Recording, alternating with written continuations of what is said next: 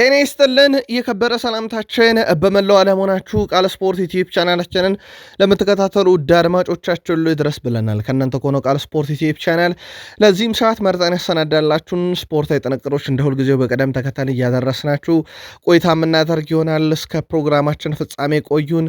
ላይክ፣ ሰብስክራይብ፣ ሼር ስለምታደረጉን እናመሰግናለን። ለ100 ሰብስክራይበር ጉዟችን ጥቂት ይቀረናል። ዛሬም አጋርነታችሁ እንዳይለየን፣ እንዲሁም ላይክ እያደረጋችሁን ስለምትከታተሉን እጅግ አድርገን አመስጋኞች ነን። በመረጃ ሰዓታችን ዛሬም በርከት ያሉ ጥንቅሮችን በቃል ስፖርት ዩቲዩብ ቻናል እንደ ሁልጊዜው እያደረስናችሁ ነው ቆይታ የምናደርገው። አስቀድመን የአገር ቤት ጉዳይ እናካፍላችኋለን። በአውሮፓ የመረጃ ሰዓታችን ማድሪድ በግል ከስምምነት ደርሷል። የማድሪድን ወቅታዊ ዝውውር ጉዳይ በስፋት እናካፍላችኋለን። በባርሴሎና በኩል ከዝውውር ጋር በተያያዘ ያገኘናቸው ሰፊ መረጃዎች አሉ። በአንድ ጉዳት ላይም ለየት ያለ መረጃ አግኝተናል፣ ታደምጡታላችሁ። በአውሮፓ ዙሪያ ሲደረጉ የነበሩ ተጨማሪ ዝውውሮችና የአቋም መለኪያ ጨዋታዎችንም እናነሳለን። አብራችሁን ቆዩን። በተወዳጁ የእንግሊዝ ፕሪሚየር ሊግ በመረጃ ሰዓታችን አጫጭር ስፖርታዊ መረጃዎችን እናስቀድማለን። ለየት ያለ ጥንቅር ይዘናል።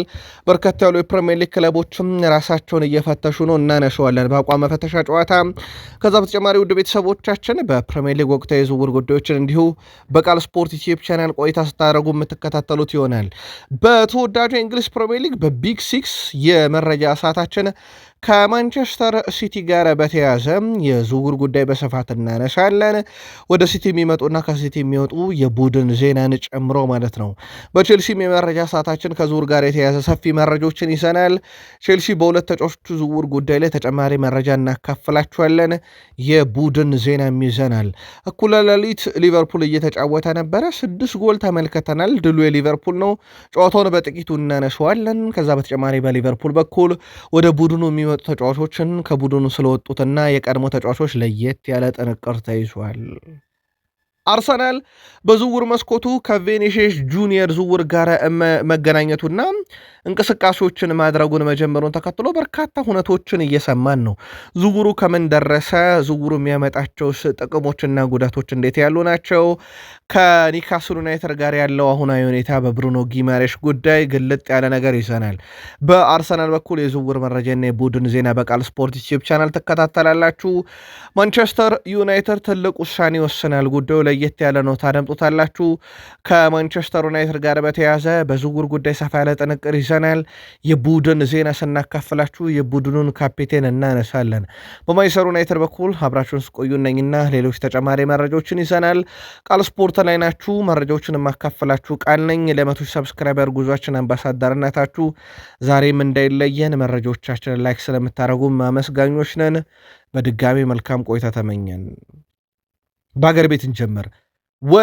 ዋሎዎች ተከላካዩን ማቆየታቸውን ወይም ማስፈረማቸውን ይፋ አድርጓል።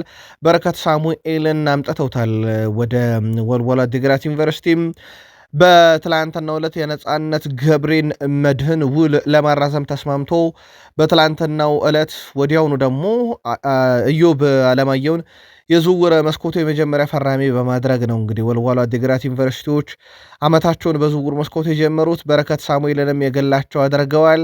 ላለፉት 4 ዓመታት በሐዋሳ ከተማ ቆይታ ማድረግ የቻለው ግዙፍ ተከላካይ ከዚህ ቀደም በሙገር ሲሚንቶ፣ ሰበታ ከተማ፣ ድሬዳዋ ከተማና ሐዋሳ ከተማ መጫወቱ ይታወሳል። በረከት ሳሙኤል ወደ ወልዋሎ ዓዲግራት ዩኒቨርሲቲ ተቀላቅሏል። በነገራችን ላይ የኢትዮጵያ ፕሪሚየር ሊግ የዝውውር መስኮቱ ክፍት ነው፣ ግን የተጫዋቾቹን ዝውውር እንጂ በምን ያክል ተዘዋወረ ገንዘብ ውስጥ በሚል ጉዳይ ላይ ያው የተለመደው ጉዳይ ስላለ በዛ ምክንያት የተዘዋወሩበትን ገንዘብና ደሞዛቸውን ይፋ ከማድረግ እንቆጠባለን።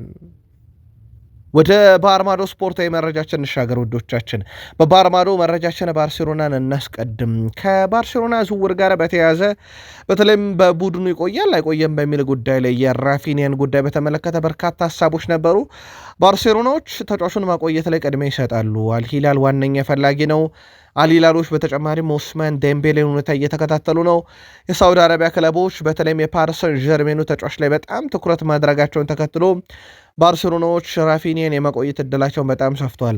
ራፊኒያን ከ100 ሚሊዮን ዩሮ በላይ እንግዲህ ለጥፈውበታል በነገራችን ላይ ባርሴሎናዎች። ነገር ግን ባርሴሎና አሁን ላይ ከመሸጥ ይልቅ ማቆየት የሚለው ላይ ቅድሚያ ይሰጣሉ።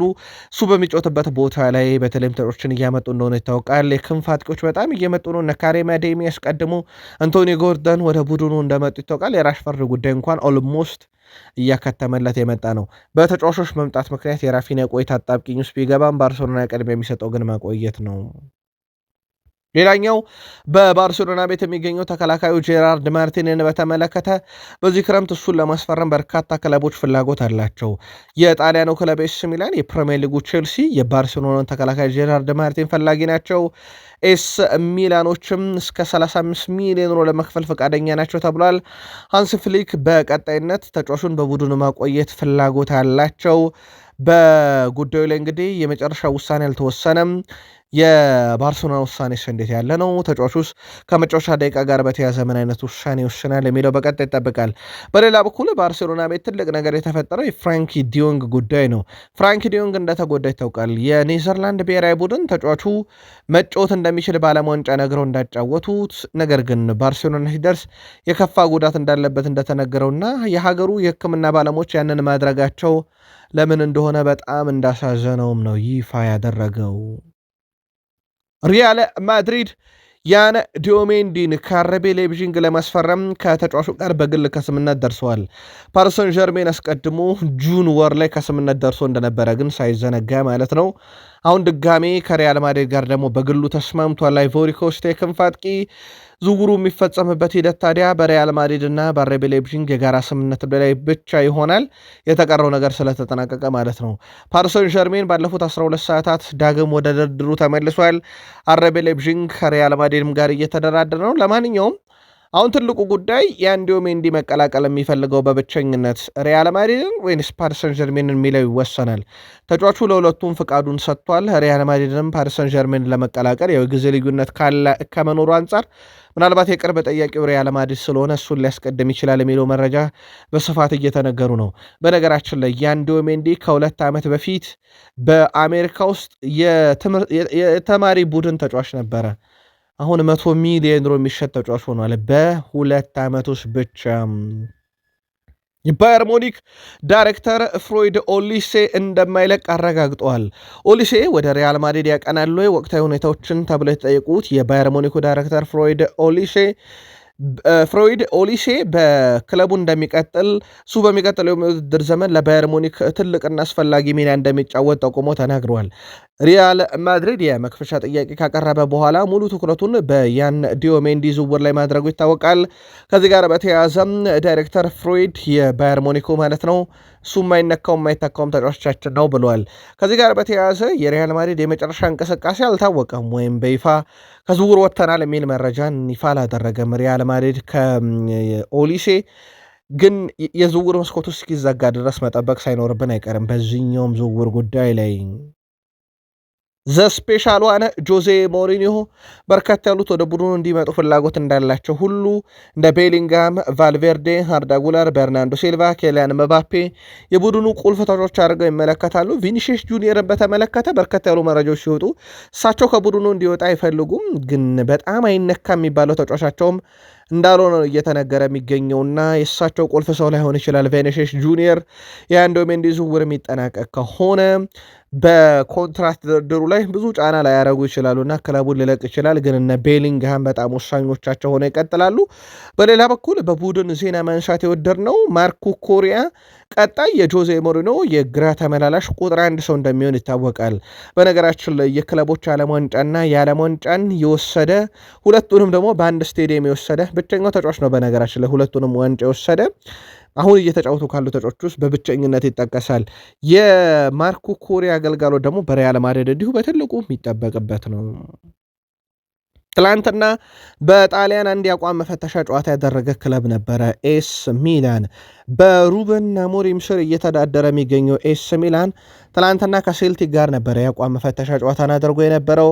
ጨዋታው 2-2 በሆናቸው ውጤት ተጠናቋል። ካማርዳ በፍጹም ቅጣት ምትና በጨዋታ ሁለቱንም የኤሲ ሚላን ግቦች አስቆጥሯል። ለሴልቲክ በወዳጅነት ጨዋታ ዱራን እና ፎረስት ናቸው በጨዋታው ግብ አስቆጥሮ የነበረው። በነገራችን ላይ ይህንን ጨዋታ ሴልቲክ 2-0 ይመራ ነበረ። በኋላም ላይ ከረፍት በኋላ ነው ኤሲ ሚላኖች በካማርዳ 2 ግቦች ጨዋታ 2-2 የተጠናቀቀው። ሩበን አሞሪም የአቋም መፈተሻ ጨዋታቸውን በድል ጀምሯል ማለት ነው። በቅርብ ቀናት ውስጥ የቀድሞ ክለባቸው የሆነውን ማንቸስተር ዩናይትድን በተቃራኒው እንደሚፋለሙ ይታወቃል። እንዲሁ ሩበን አሞሪም እዛው ጣሊያን እንቆይ። ሮሜሎ ሉካኮ ወኪል የሆነው ፍሬድሪኮ ፓስቶሬሎ በቀጣይነት ተጫዋቹ ናፖሊን እንደሚለቅ አረጋግጠው በናፖሊ ቤት የፊት መስመር አጥቂው ራስመስ ሆይሉንድ እንደሚሆን ተረጋግጧል። እናም ተጫዋቹም በቀጣይነት በናፖሊ አይቆይም ብሏል። ሮሜሎ የዓለማችን ምርጡ አጥቂ ነው የሚለው ተጫዋቹ በጉዳዩ ላይ እንግዲህ የተፈጠረውን ነገር እንቀበላለን፣ ስለዚህ ተጫዋቹ ክለቡን ይለቃል ብለዋል። በናፖሊ በኩል ከማንቸስተር ዩናይትድ አጠቃላይ ተከፍሎ ያለቀ 50 ሚሊዮን ዩሮ በመክፈል ከማንቸስተር ዩናይትድ ሆይሉንድን በቋሚ ዝውውር ማስፈረማቸው የሚዘነጋ አይደለም። ከዚህም ጋር በተያዘ ነው ክለቡን የሚለቀው። በናፖሊ በኩል ግን ሌሎችንም ወጣት አጥቂዎችን የመምጣት ፍላጎት አላቸው።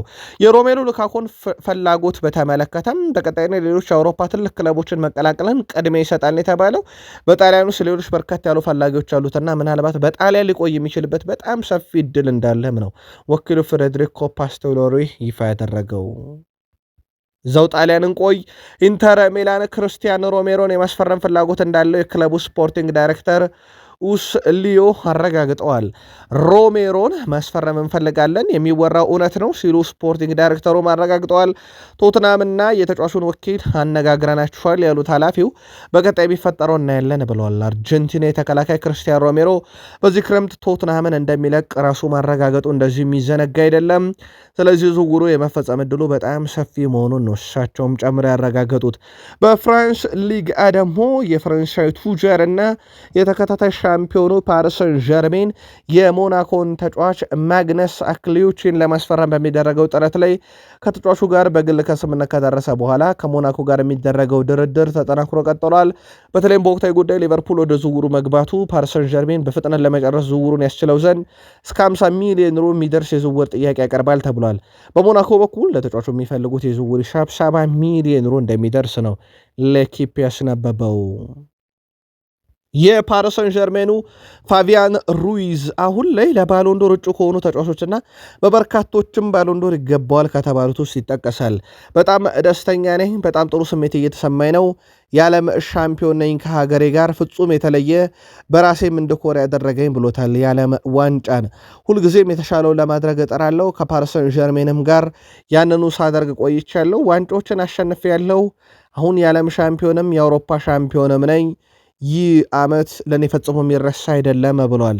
በፓሪስ ሰን ዠርሜን ቤት እንደሚቀጥል አረጋግጧል። በቀጣይነት ከግል ክብሮች ጋር በተያያዘ ብዙም እንደማይጨነቅ ያረጋገጠው ፋቢያን ሩይስ ዓመቱን በጥሩ ሁኔታ ማጠናቀቅ ለሱ ትልቁ ህልሙ እንደነበረና ሁለቱን ግዙፍ ዋንጫዎች ከክለብና ከብሔራዊ ቡድን ጋር ማሳካተን ቅድሚያ እንደሚሰጠው ተናግሯል። የባሎንዶርን ነገር ጉዳይ በተመለከተ ትላንትና ስኳካ ለሃሪኬን ቅድሚያ መስጠቱን ነግረን ነበር። በርካቶች የግል መልከታቸውን በባሎንዶርም ዙሪያ እንዲሁ በሀሳብ መስጫ ሳጥናችን ላይ ሲያደርሱን ነበር። በአቋም መፈተሻ ጨዋታና በሊግ ጨዋታ ከዓለም ዋንጫ መልስ ተጫዋቾች ጨዋታ እያደረጉ ይገኛሉ። ለአብነት ያክል ሳንቶስ ከቺፕ ኮኔስ ጋር ጨዋታን አድርገው ነበረ። 2-2 ነው ጨዋታ የተጠናቀቀው። ሁለቱንም ግቦች ኔይማር አስቆጥሯል። አንዷ ጎል ደግሞ በጣም ውብ የምትባለ ግብ ናት። ከዛ በተጨማሪም ኔይማር ጁኒየር በጨዋታው ላይ 9.5 ሬቲንግ ተሰጥቶታል። የጨዋታው ኮከብ ተብሎ ሽልማት ተበርክቶለታል። ከብራዚል ጋር አልተሳካለትም ነበረ ኔይማር ጁኒየር። በእርግጥ በጉዳቱ ምክንያት የጨዋታ ምድልም ብዛም ሲያገኝ አልነበረም በካርሎ አንቸሎቲ ስር። በእርግጥ በጨዋታ ተገኝቶ በፍጹም ቅጣት ምትም ቢሆን ለሀገሩ ብራዚል ግብ ያስቆጠረበት የዓለም ዋንጫ ነበረ። ከብሔራዊ ቡድኑ ጋር ተሰናብቷል አለ የሚለው አሁንም የተረጋገጠ ጉዳይ አይደለም፣ ግን የመጨረሻው እንደሆነ ተናግሮ ነበረ። ዳግም ይመለሳል የሚሉ መረጃዎቹ እየወጡ ነው። በአጠቃላይ ግን የተወሰኑ አካላት አይደለም ወደ ብራዚል ዳግም ሊመለስ በእግር ኳስም ስለመቀጠሉ እርግጠኛ አይደለን ማለታቸው ይታወቃል። ትናንትና ግን 2 ጎሎችን ኔይማር አስቆጥሯል። አርጀንቲና ኮከብ ሊዮኔል ሜሲ የአሜሪካ ሜጀር ሊግ ሶከር ኮከቦች ጨዋታ ላይ በድጋሚ እንደማይሳተፍ ተረጋግጧል። ሊዮኔል ሜሲ በጨዋታ የማይሳተፈው በዓለም ዋንጫ ምክንያት እረፍት ስላስፈለገው መሆኑ ተነግሯል። ምንም ጉዳት ሳያስተናግዱ በዚህ ጨዋታ ለመሳተፍ በሊጉ የአንድ ጨዋታ ቅጣት እንደሚያስቀጣ ይታወቃል። ይሁን እንጂ ሊዮኔል ሜሲ በዚህ ዓመት ከሊጉ የአንድ ጨዋታ ቅጣት እንደማይጣልበት ተረጋግጧል። ሊዮኔል ሜሲ ባለፈው ዓመት ይህንን ጨዋታ ለማድረጉን ተከትሎ የአንድ ጨዋታ ቅጣት ተጥሎበት እንደነበረ የሚዘነጋ አይደለም። በተጨማሪም ሮድሪጎ ዲ ፓውል በተመሳይ በጨዋታው እንደማይሳተፍ ሲረጋገጡ፣ ሁለቱም ግን ቅጣት የማይጠብቃቸው በእረፍት ምክንያት ብቻ ጨዋታው የሚያመልጣቸው መሆኑ ነው ይፋ የተደረገው። ሊዮኔል አንድሬስ ሜሲ በዓለም ዋንጫ ከሀገሩ ጋር የፍጻሜ ተፋላሚ እንደነበረ ሳይዘነጋም ሮናልዶን በተመለከተ ከብሔራዊ ቡድን ጋር በተያዘ በይፋ ራሴን አግልያለሁ አላለም። የመጨረሻው ውሳኔው ይጠበቃል። በክለብ ደረጃ ግን ጨዋታን ያደርጋል ተብሎ ይጠበቃል። በተለይም 1000 ግቦች ላይ ሳይደርስ ሮናልዶ እግር ኳስ በቃኝ ይላለም ተብሎ አይጠበቅም። ገሚሶች እንደውም 2030 የዓለም ዋንጫ ሁሉ ሮናልዶን ጠብቁት የሚሉ የግል መልከቶችን ሲያደርሱን ነበረ። ክርስቲያኖ ሮናልዶ ከፖርቱጋል ብሔራዊ ቡድን ጋር በቀጣይ በሚያደርገው ጨዋታ ዙሪያ ጨዋታን የመገኘት ዕድሉ በጣም ሰፊ ነው እየተባለ ነው። ጨዋታው ስፖርቲንግ ሊዝበን ሆዜ አልቫላዴስ ስቴዲየም ላይ ጨዋታን ያደርጋል ተብሏል። አልቫላዴ ስቴዲየም ላይ ጨዋታን ያደርጋል ተብሏል ከዌልስ ጋር። ምናልባት ያ ጨዋታ በሀገሩ ፖርቱጋል ላይ እንደመደረጉ ውሳኔ ሊወስንበት ይችላል የሚሉ መረጃዎች በስፋት እየወጡ ነው። ሮናልዶ በአሁኑ ሰዓት ለሀገሩ ከ233 በላይ ጨዋታን አድርጎ ከ146 በላይ ግቦችን ማስቆጠር የቻለ ነው። ፖርቱጋል ከሮናልዶ በፊትና ከሮናልዶ በኋላ የምትባል ብሔራዊ ቡድን ናት። ምክንያቱም ከሮናልዶ በኋላ ዋንጫዎችን ማሸነፍ የቻለች ብሔራዊ ቡድን እንደሆነች ይታወቃል። ቃል ስፖርት ዩቲዩብ ቻናል ላይ ናችሁ ውዶቻችን። የተመራረጡ ስፖርታዊ ጥንቅሮችን እያጋራናችሁ እንገኛለን። ከተወዳጁ የእንግሊዝ ፕሪሚየር ሊግ ብቻ ወዳገኘናቸው የዕለቱ ጥንቅሮች እንሻገር። ከፕሪሚየር ሊግ መረጃችን ጋር ስትቆዩ የእናንተ ላይክ ያስፈልገናል። ላይክ አድርጉን። እንዲሁም የ100 ሰብስክራይበር ጉዞ አጋርነታችሁ ዛሬም እንዳይለየን። በፕሪሚየር ሊግ መረጃችን አስቀድመን አጫጭር ስፖርታዊ መረጃዎችን እናንሳ፣ ግን በጣም ለየት ካለውን ጀምር የእንግሊዝ እግር ኳስ ጨዋታን መከታተል በሐኪሞች የድብርት መድኃኒት ሆኖ ሊታዘዝ እንደሚችል እየተነገረ ይገኛል። የእንግሊዝ ብሔራዊ የጤና አገልግሎት እግር ኳስ መመልከት የድብርት አንዱ ይፋ የሕክምና አማራጭ እንዲሆን እያጤንን ነው ብለዋል። ይህ ማለት ሐኪሞች በድብርት ህመም እየተጠቃነ ሰው የፕሪሚየር ሊግ ጨዋታን መርጠው እንዲመለከቱ ማዘዝ ሊገኝበት ይችላል እየተባለ ነው። ይህ ሀሳብ የመነጨው በ12 አነስተኛ የሕክምና ተቋማት ላይ ተሞክሮ ውጤት ስለተገኘበት ነው ተብሏል። የፕሪሚየር ሊግ ጨዋታ የታዘዘላቸው ሰዎች መሻሻል ማሳየታቸውና የአእምሮ ጤናቸው መመለሱም እየተነገረ ይገኛል። ጉዳዩ ትንሽ ለየት ያለ ነው። ግን በ1990 እስከ 1994 በነበሩ የዓለም ዋንጫ ላይ ራስን ከማጥፋት ጋርም በተያዘ የዓለም ዋንጫ በተደረገባቸው ዓመታት ላይ ራሱን ያጠፋ ሰው ቁጥር በጣም እንደቀነሰ ይታወቃል። ያ በጣም የቆየ ጥናት ነው። አሁን ደግሞ እንግሊዞች የእንግሊዝ ፕሪሚየር ሊግን ጨዋታ የታዘዘላቸው ሰዎች የአእምሮ ጤናቸው እየተመለሰ ነው ተብሏል። ጉዳዩን እንዴት አገኛችሁት? የፕሪሚየር ሊግ እግር ኳስ አፍቃሪያን በሀሳብ መስጫ ሳጥናችን ላይ በቃል ስፖርት ዩቲዩብ ቻናል ላይ መልካታችሁን ብታጋሩን ደስ ይለናል። በእርግጥ የፕሪሚየር ሊግ ጨዋታ በሌለ ሳምንት ይህ ኢንተርናሽናል ብሬክ በነበሩ ሳምንታት ላይ በርከት ያሉ አድማጮቻችን ሳምንቱ በጣም እንደሚከብዳቸውና ጊዜው አልገፋ እንደሚላቸው ቀኖችን እንደሚቆጥሩ ተመልክተናል። ጉዳዩን ግን እንዴት ታዩታላችሁ? የቃል ስፖርት ዩቲዩብ ቻናል የዘውትር ተከታታዮቻችን መልካታችሁን ላኩልን። በአቋም መለኪያ ጨዋታ እንቀጥል።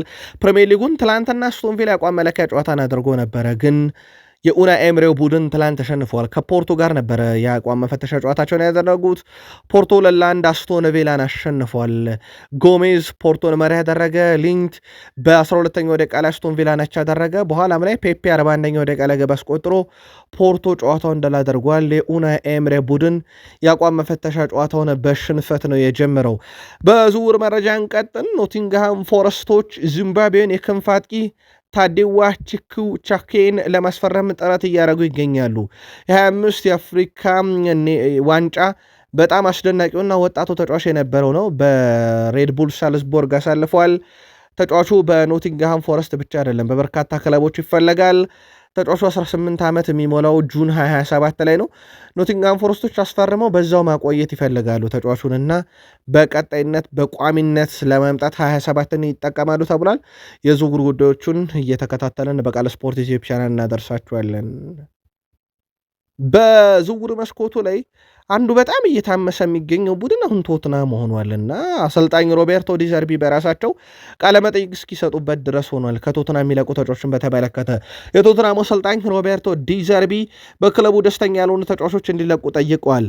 በቶትናም መቆየት የማይፈልግ ደስተኛ ያልሆነና እዚህ በመሆኑ የማይኮራ ተጫዋች መልቀቅ አለበት ሲሉ ሮቤርቶ ዲዘርቢ ተናግረዋል። እዚህ በመሆኑ የሚኮራና የሚደሰት ተጫዋች እንፈልጋለን ያሉት አሰልጣኙ ወደ ስቴዲየም ሲገባ በጥሩ መነቃቃት መግባት አለባቸው። ስለዚህ አስገድደን የምናቆየው ተጫዋች የለም እያሉ ነው። በእርግጥ ሁሉም ክለቦች የሚከተሉት ቀመር ነው። አንድ ተጫዋች በቡድኑ የሚቆየው ሲፈልግና በክለቡ ደስተኛ ሲሆን ብቻ ነው። አለበለዚያ መልበሻ ክፍላቸው እንዲረበሽ እንደማይፈልጉ ይታወቃል በርካቶችና ሮቤርቶ ዲዘርቢም መልቀቅ የፈለገ መንገዱን ጨርቅ ያርግለት ሲሉ ተደምጠዋል። አንዱ ሮሜሮ ነው። ያው በይፋ ልቀቁኝ ብሏል። ኢንተር መዳረሻ ይሆናል፣ ምንም ጥያቄ የለውም። የኢንተሩ ዳይሬክተር ኡስ ሊዮንም አረጋግጧል። ድርድር ላይ ነን ብለዋል በይፋ ከተጫዋቹም ጋር ከቶትናም ጋር። የክርስቲያን ሮሜሮ ጉዳይ ለቶትናም ጥቅም ከተባለ የሚገኝበት ገንዘብ ብቻ ነው። ስለዚህ በዚህ ክረምት ክለቡ ይለቃል። ሮቤርቶ ዲዘርቢም እንለቃለን ማለታቸው ይታወቃል። ከዛ ውጪ በብራይተን በኩል በጥብቅ እየተፈለገ የሚገኘው ሌላኛው የቶትናሙ ተጫዋች ሉካስ ባርግቬልም በዚህ ክረምት ክለቡ ይለቃል።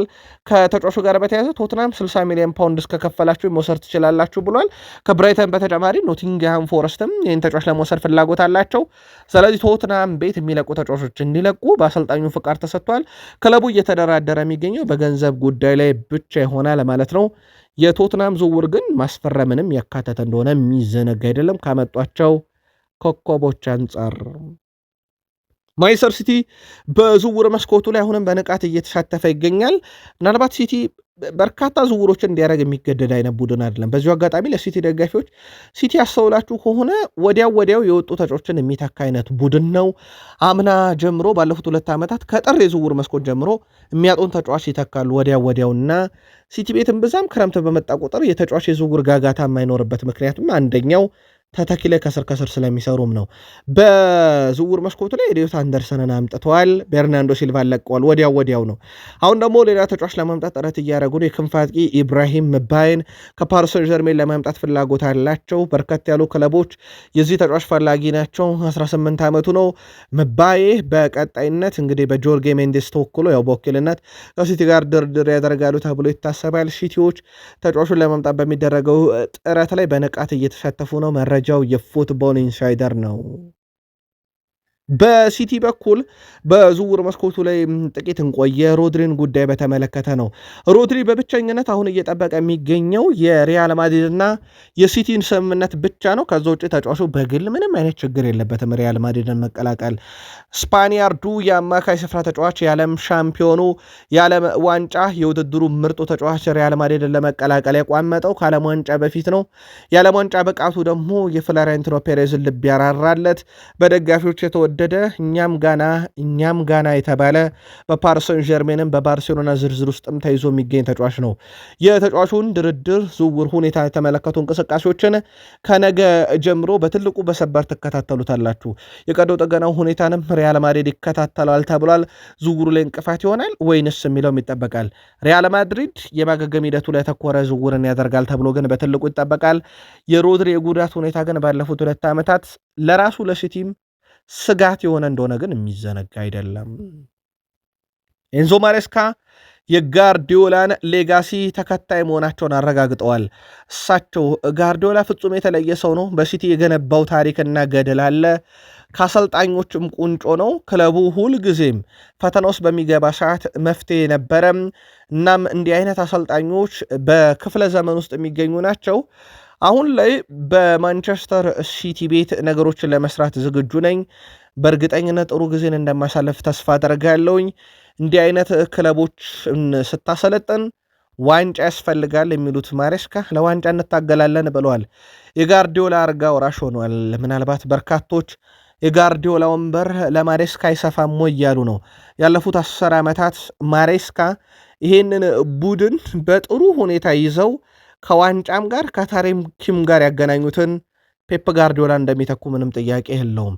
በዋነኝነት ከዋንጫ ጋር የተያዘ ስሌቶች እንጂ ከቁጥራዊ ይሄ የጨዋታ ብልጫ ጎል ማስቆጠር ንጻሬ ሳይሆን ሞር ከዋንጫ ጋር የተያዘ ስኬት ይጠበቅባቸዋል። ማሬስካ ጥሩ ጊዜ እንደማሳለፍ እርግጠኛ ነኝ ሲሉ ተደምጠዋል።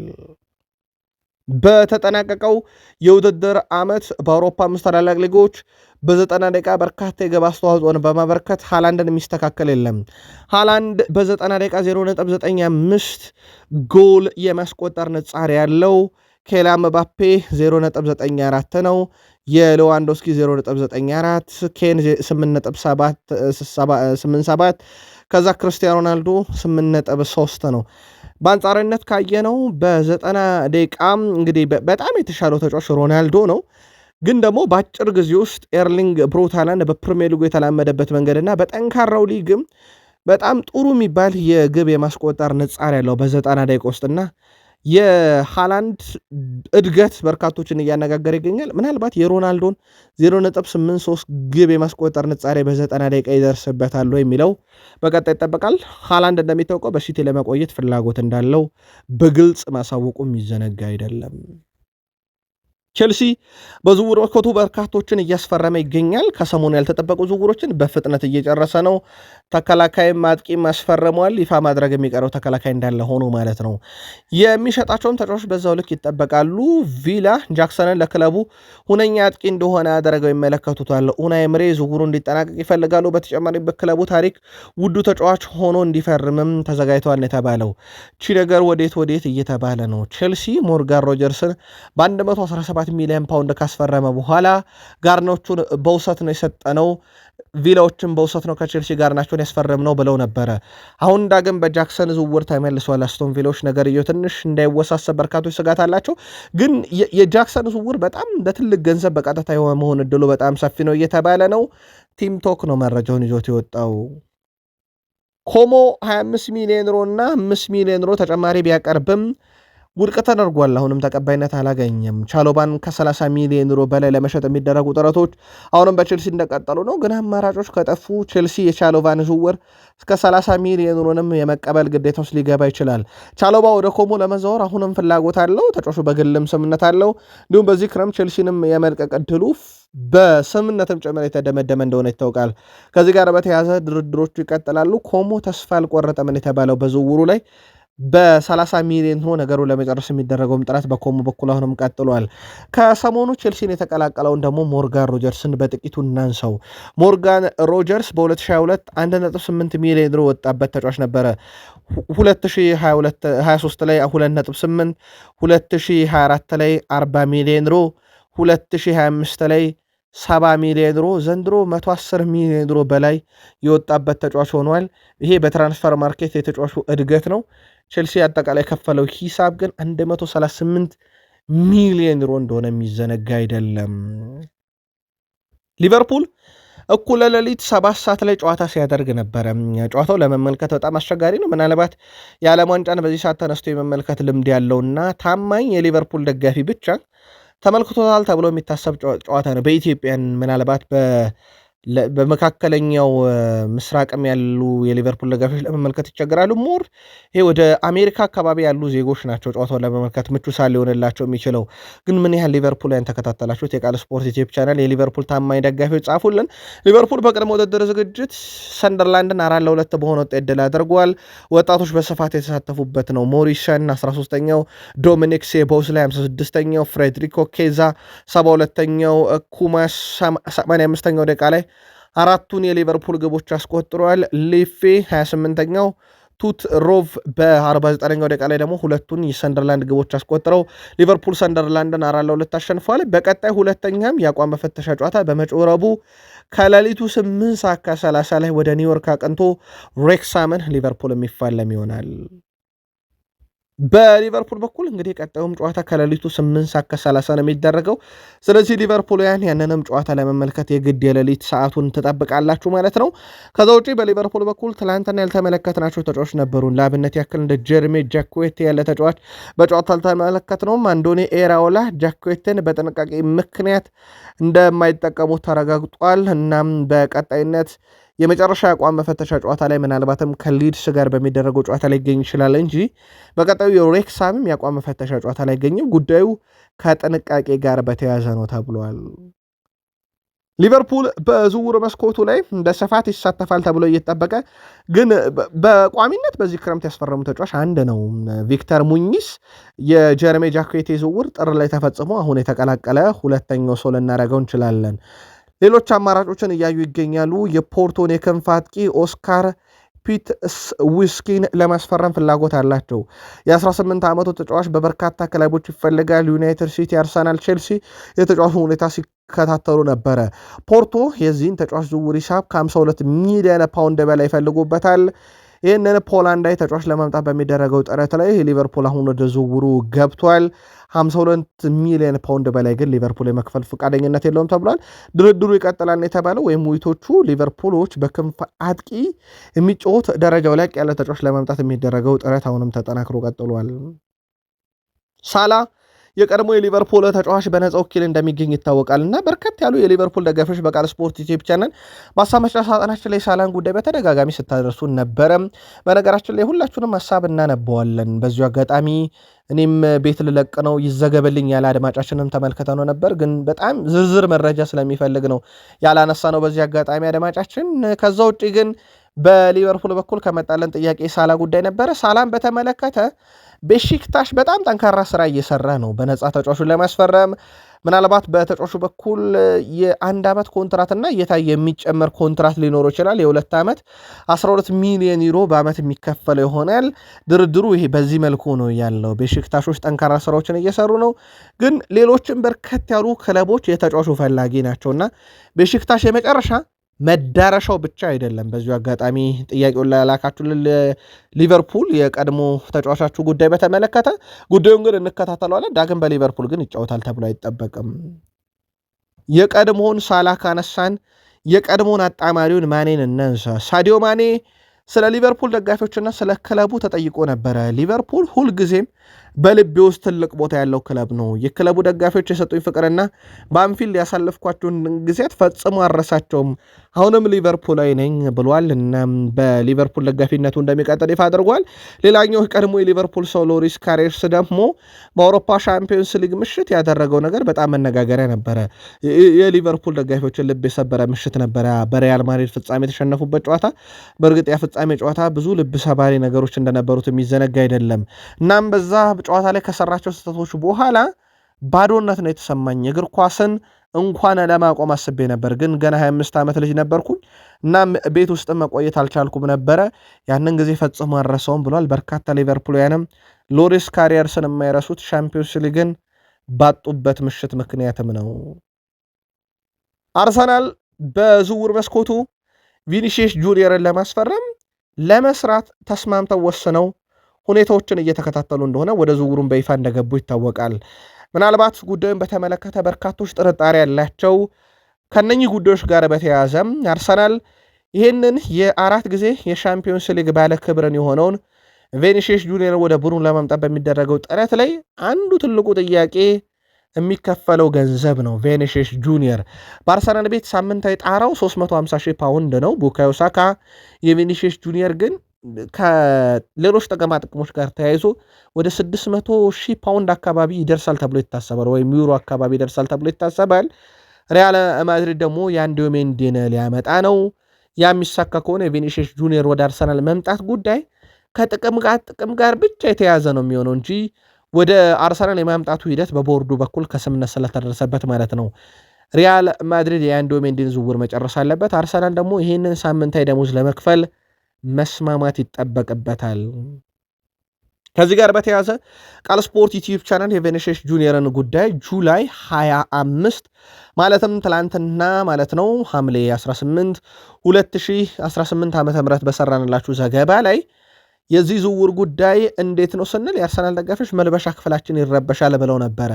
ከዚህ ጋር በተያያዘ የቢቢሲው አምደኛ ቪኒሺየስ ጁኒየር በሳምንት የሚያገኘው በጣም የተጋነነ የዝውውር የሳምንታዊ ደሞዝ ምናልባት 2 ነገሮች ላይ ጫና ሊፈጥር ይችላል። አንደኛው የዴክላን ራይስ ሰሞንኛ ኮንትራት የማራዘም ሂደት ድርድር ላይ ጫና ሊፈጥር ይችላል እያሉ ነው።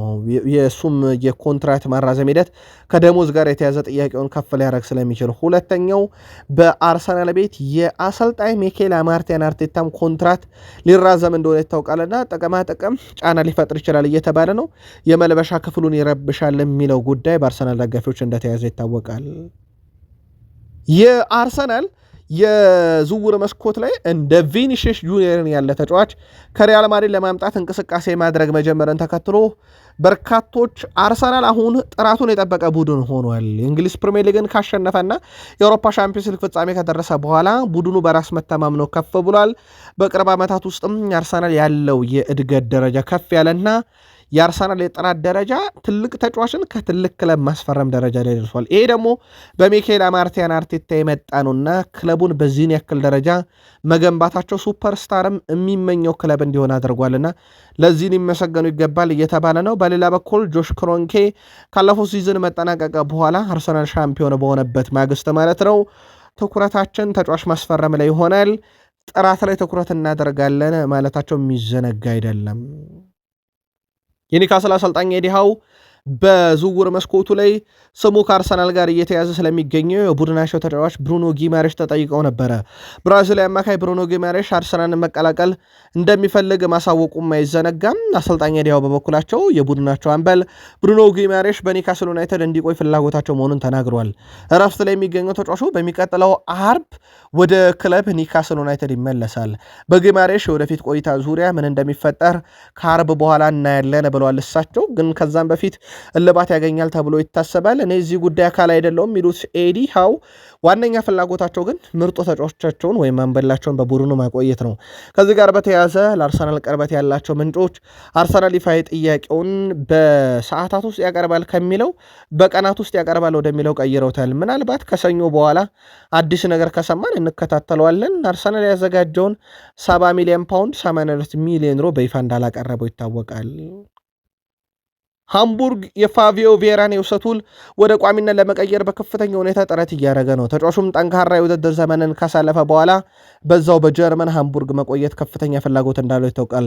ክለቡ በመጀመሪያው ላይ የተቀመጠውን ከ20 እስከ 22 ሚሊዮን ዩሮ የቋሚነት የመግዛት አማራጭ መቀነስ እንዳለባቸው ለአርሰናል ከነገሩ በኋላ በ10 ሚሊዮን ዩሮ አካባቢ የግላቸው ለማድረግ ጥያቄ አቅርበው አርሰናል እንዳልተቀበለው ይታወቃል።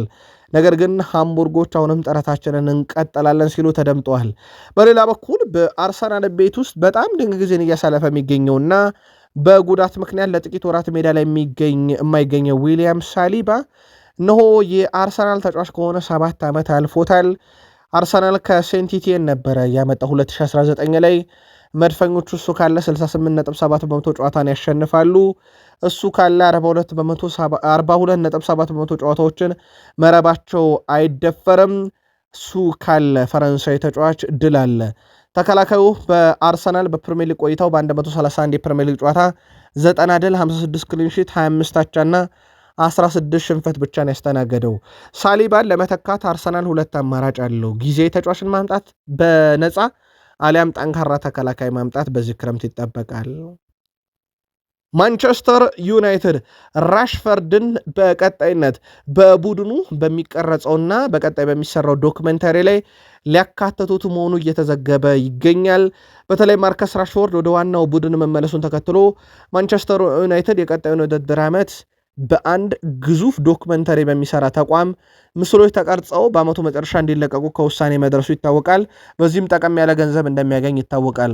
ታዲያ በጉዳዩ ላይ ማንቸስተር ዩናይትድ ራሽፈርድን የቡድኑ አካል አድርገው የቀረጸው አካል እንዲሆን መፍቀዳቸው የራሽፈርድን የዩናይትድ ቆይታ ያጸና ሲሉት፣ በእንግሊዝ ተጫዋች በኩል እስካሁን ከውሳኔ አልተደረሰበትም። የዛ ዶክመንተሪ አካል ይሆናል አይሆንም በሚል ባርሴሎና ፍላጎት አለው ቢባልም ተጫዋችን መልሶ የመግዛት ግን የመሆን እድሉ በጣም ዝቅተኛ መሆኑን ተከትሎ ራሽፈርድ አሁን በዩናይትድ የመቆየት እድሉ ምን ያህል እየሰፋ እንደመጣ ማሳያ መረጃው ስካይ ስፖርት ነው።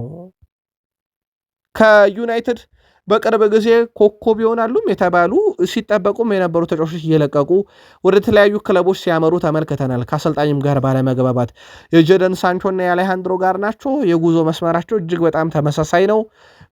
ከዩናይትድ ቼልሲ፣ ከቼልሲ አስቶን ቪላ ነው። ጋርናቾ እንኳን ቢያንስ በቋሚ ዝውውር ቪላን ይቀላቀላል ተብሎ ይጠበቃል በቀጣይ ዓመት። የቀድሞ የዩናይትድ ተጫዋች የነበረው ግን ሳንቾ አሁንም ክለብ አላገኘም። የ26 ዓመቱ ተጫዋች በይፋ ማንቸስተር ዩናይትድ ኮንትራቱን አላራዘምም ብሎ ከለቀቀው በኋላ ክለብ አላገኘም።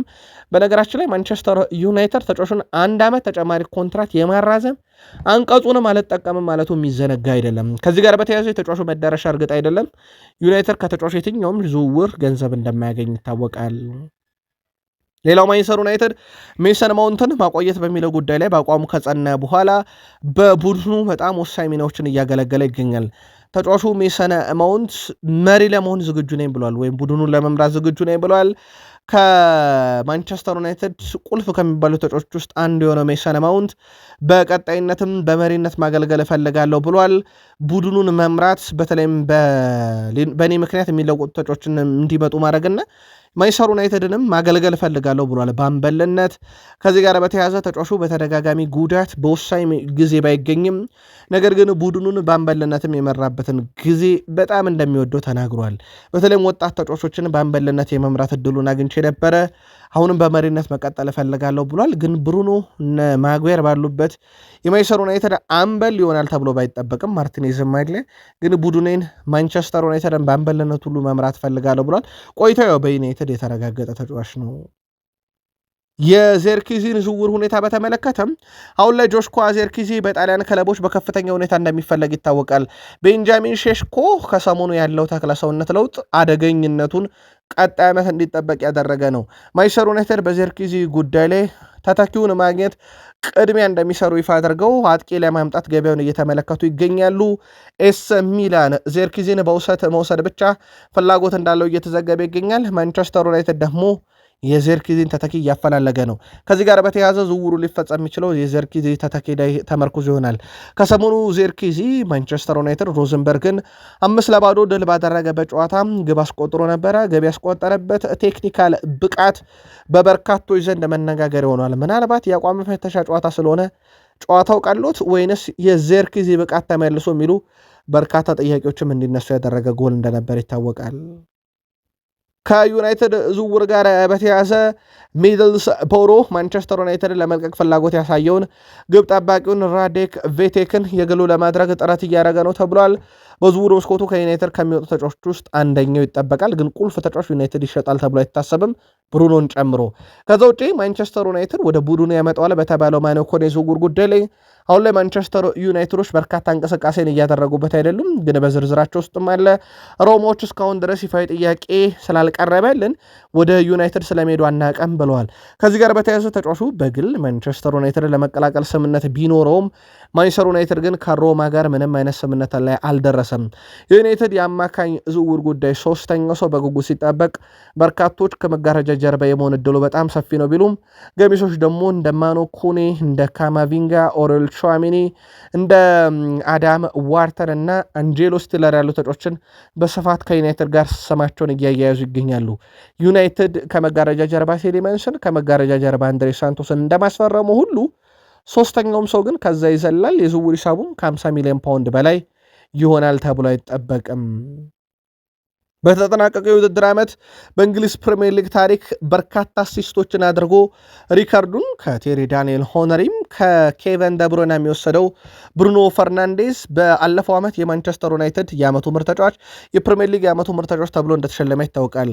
የፒኤፍ የዓመቱ ምርጥ ተጫዋች ደግሞ እጩ ነው። ከዚህ ጋር በተያያዘ ኦገስት 25 የፒኤፍ የዓመቱ ምርጥ ተጫዋች ሽልማት በሚሰጥበት ጉዳይ ላይ ፕሎይ ማርኬት ከብሩኖ አያልፍም እያለ ነው።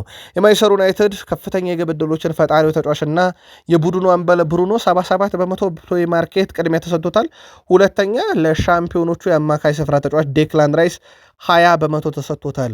በርካቶች ለሁለት ጎራ የከፈለ ነው። የብሩኖን ብቃት ያነሳሉ፣ ገሚሶች ደግሞ የለም በብሩኖ ብቃት ዩናይትድ ያነሳው ዋንጫ የለም ይላሉ። ገሚሶች በብሩኖ ብቃት ዩናይትድ ቢያንስ ከነበረበት ተሻሽሏል፣ ወደ አውሮፓ መድረክ ተመልሷል የሚሉ ብዙ መከራከሪያዎችን ያነሳሉ። ለማንኛውም ኦገስት 25 ሽልማቱ ይፋ ይደረጋል። ብሩኖ ግን 77 በመቶ ቅድመ ግምት ተሰጥቶታል። የእናንተ መልከት አጋሩን። ቃል ስፖርት ላይ ናችሁ፣ ላይክ ማድረግ እንዳይረሳ። በአሳመሻ ሳጥናችን ላይ መልከታችሁን አጋሩን። ጥቂት ደቂቆችን ቆይተን እንመለሳለን። ሰናይ ቀን፣ መልካም ዕለተ እሑድ፣ መልካም ዕለተ ሰንበት ይሁንላችሁ።